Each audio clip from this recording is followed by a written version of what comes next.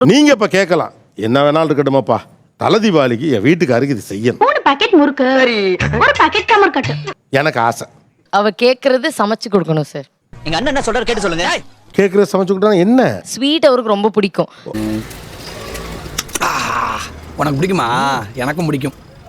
So அந்த sweet 300 வகை முடியாது. அதான் அவர் கேட்ட ஒரு 2-3 ஸ்வீட் ஆச்சு அவங்களே செஞ்சு கொடுக்கணும் சார்.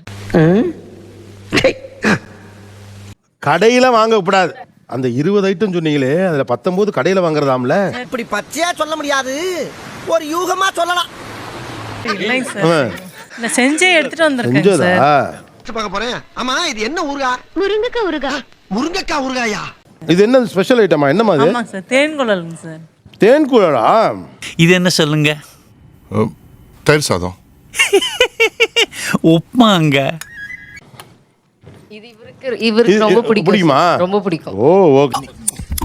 கவலைப்படாத தம்பி, நாளைக்குமே கலர் கலரா வெரைட்டியா பண்ணி தரேன். இதுமே இது எல்லாமே எங்க அக்கா அங்க தான் செஞ்சு கையை நீட்ட தானே நின்னு? நான் பார்த்தேன். கை அப்படி நீட்ட வந்தான், நான் அப்படி வந்துட்டேன் நான். இருமாப்ல வெச்சாலமாப்ல.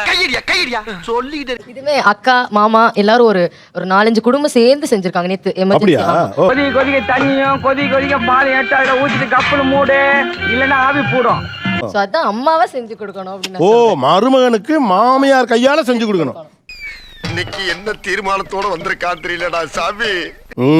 ஆனா கடவுள் ஒருத்தர் இருக்காமா.